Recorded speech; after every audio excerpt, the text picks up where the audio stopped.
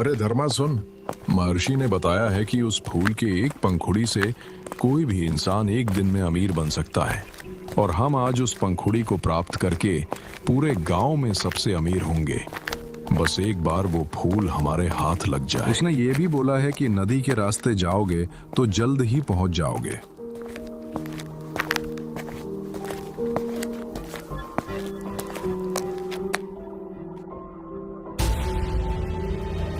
रुक जाओ यहीं पर, बिल्कुल भी आगे मत पड़ना यहां से। आप लोग वापस चले जाओ, उस जादुई फूल को भूल जाओ। कोई फायदा नहीं वहां जाने का। क्या बोला? वापस लौट जाए हम? ये कदापि नहीं हो सकता। हमने एक बार ठान ली जाने की, वहां हम जाकर ही रहते हैं चाहे कुछ भी हो जाए। और हाँ, हम वो जादुई फूल को प्राप्त करे बिना नहीं लौटेंगे। हम इस गांव में सबसे अमीर बनकर ही रहेंगे। आपकी बातों से नहीं लगता कि तुम लोग वहां तक पहुंच पाओगे। उस जंगल में केवल सच्चे दिल, बुद्धिमान और ईमानदार लोग ही उस फूल तक पहुंच सकते हैं। अरे ये सब बकवास हैं। ऐसे झूठे साधु बहुत देखे हैं हमने, समझे? चल रतिलाल, आगे बढ़ते हैं।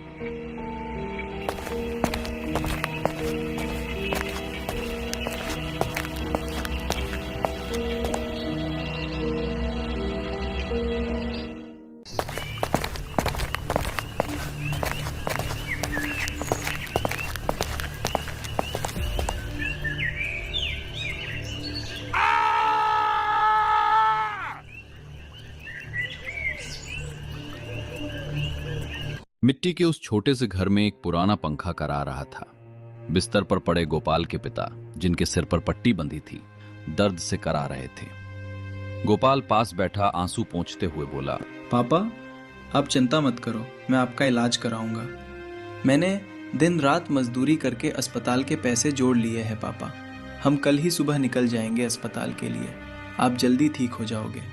नहीं बेटा, आप फालतू में पैसे व्यर्थ मत कीजिए। मुझे लगता है अब मेरा वक्त आ चुका है। अब बस कुछ ही दिन बचे हैं बेटा, मुझे माफ कर देना। अब मैं इस बीमारी से हार चुका हूँ। ऐसा मत कहिए पापा, मुझे घबराहट होने लगती है। आप नहीं रहोगे तो मेरा क्या होगा? नहीं, मैं आपको इस हालत में नहीं देख सकता। मैं कल ही आपका अस्पताल में दाखिला कराऊंगा। अगली सुबह गोपाल अपने पिता को अस्पताल लेकर पहुंचे। 1 घंटे से उनके पिता का इलाज चल रहा था। गोपाल बाहर बैठा था।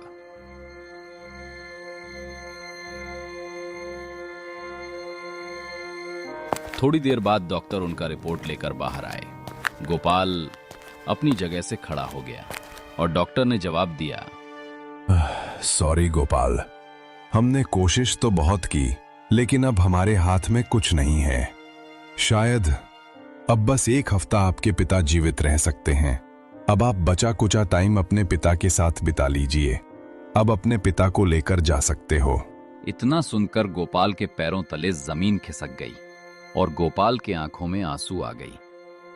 क्यों भगवान, मेरे पापा ने क्या बिगाड़ा है किसी का, जो इतना जल्दी बुला रहे हो? गोपाल उनके पिता को लेकर अस्पताल से वापस लौट आए।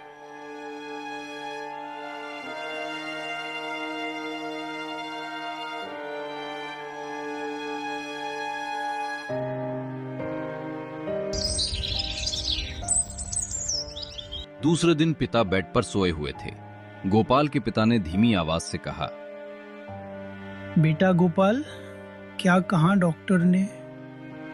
मैं कितने दिनों में ठीक हो जाऊंगा? जी पापा, डॉक्टर ने बोला कि वो बस आप जल्दी ठीक हो जाओगे। दोपहर के वक्त गोपाल उदास होकर खेत की ओर निकल पड़ा। धूप तेज थी, लेकिन उसके मन में अंधेरा छाया हुआ था। तभी उतने में उसके सामने एक सफेद दाढ़ी वाले रूसी महर्षि आ दिखे, जिनके शरीर पर चोगा था।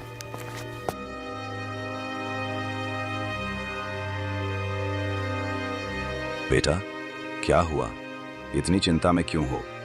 शकल से तो लग रहा है आप कहीं ज्यादा ही परेशान हो। बताओ, क्या हुआ? गोपाल ने नम आंखों से कहा। क्या बताऊं बाबा मैं आपको, मेरे पापा को ब्रेन ट्यूमर है।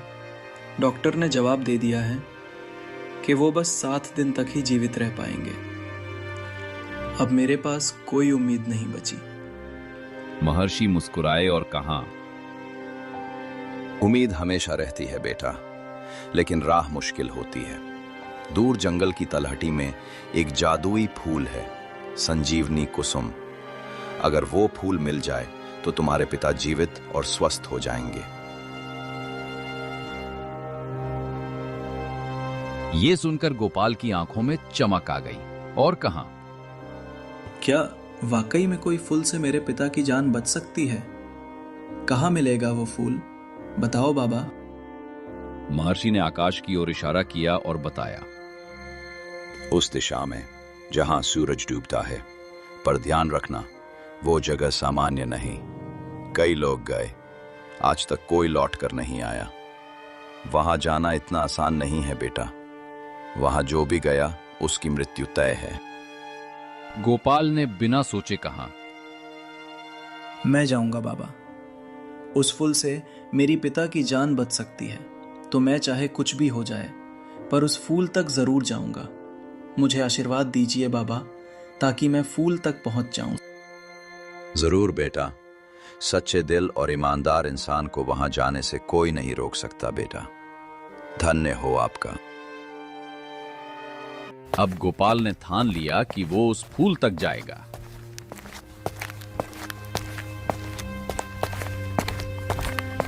दूसरी सुबह वो अपनी जर्नी स्टार्ट कर दी। वो सुबह सुबह महर्षि ने बताए हुए रास्ते पर निकल पड़ा।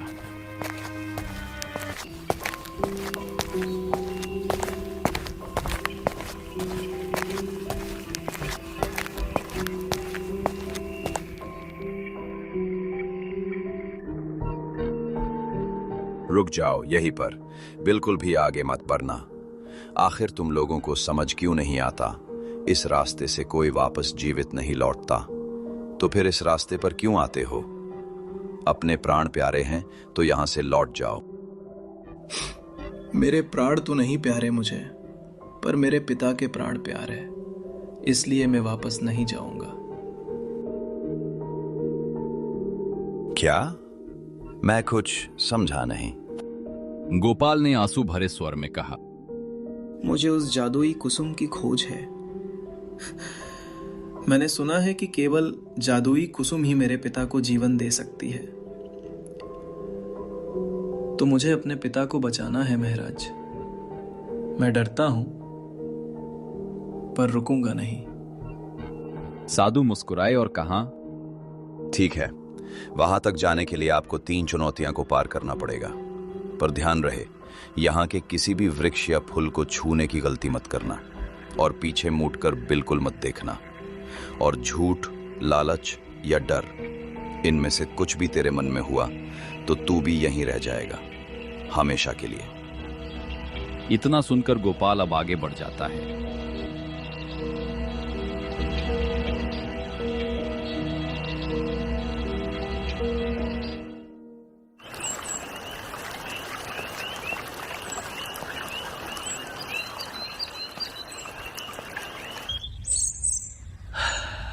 अरे वाह, कितनी प्यारी जगह है। काश हमारा घर होता यहाँ पर।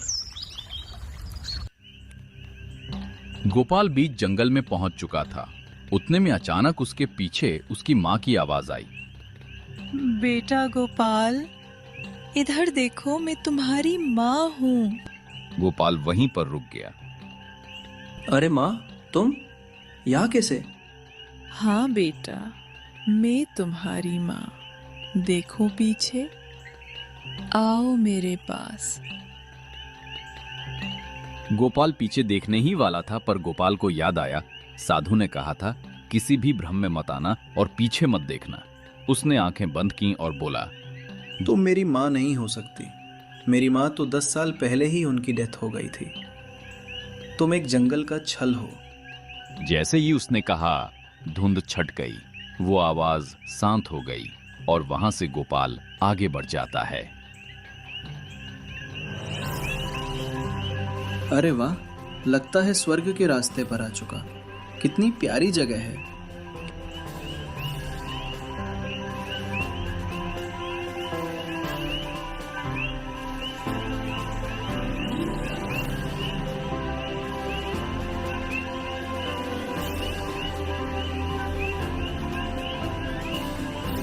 लगता है महर्षि ने इन्हीं फूल के बारे में बोला होगा।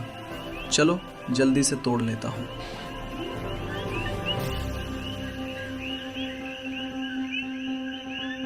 रुको वहीं पर, फूल को हाथ मत लगाना। मैं जादुई झरना हूं। जो मेरे प्रश्नों के सही उत्तर देगा वही फूल पा सकेगा। गोपाल ने सिर झुकाया और कहा, जी पूछिए प्रभु, सवाल क्या है? ये रहा तुम्हारा पहला सवाल। जो हर जगह है लेकिन दिखाई नहीं देता, वो क्या है? हर जगह है पर दिखाई नहीं देता। इस सवाल का जवाब है हवा। सही जवाब। अब दूसरा सवाल। जिसे बांटने से वो बढ़ता है, वो क्या? जिसे बांटने से बढ़ता है। प्यार बढ़ता है प्रभु, बांटने से। सही जवाब। अब आखिरी सवाल। अगर तू इस फूल से अपने पिता को बचाएगा तो उसका मूल्य क्या चुकाएगा? गोपाल चुप हो गया और थोड़ा सोचकर बताया, जो भी कीमत होगी, अपनी जान तक। झरना शांत हो गया और कहा, मैं आपसे प्रसन्न हुआ। आप सचमुच नेक दिल के लग रहे हो बेटा। आपने बेझिझक सवालों के जवाब दिया। आप ये फूल ले जाओ और बचा लो अपने पिता की जान। इतना कहकर वो झरना गायब हो गया और गोपाल ने उस फूल को तोड़ लिया और वापस अपने घर की ओर निकल पड़ा। घर जाकर उसने पिता के सिर पर फूल रखा। कुछ ही पलों में पिता की सांसें सामान्य होने लगी, आंखें खुलीं। गोपाल, तुम आ गई वापस बेटा। मुझे अब ठीक सा महसूस हो रहा है। आखिर गोपाल बेटा, तूने कर दिखाया।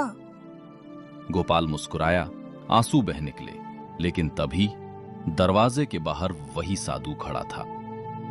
गोपाल आवाज सुनकर बाहर आया।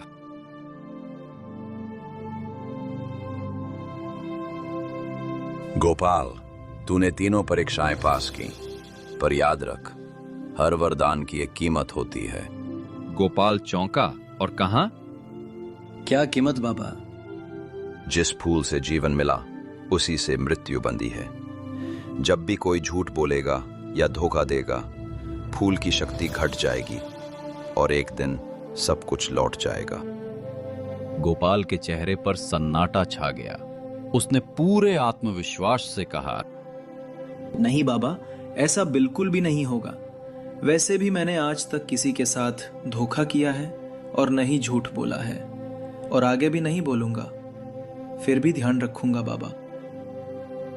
साधु मुस्कुराया और अदृश्य हो गया।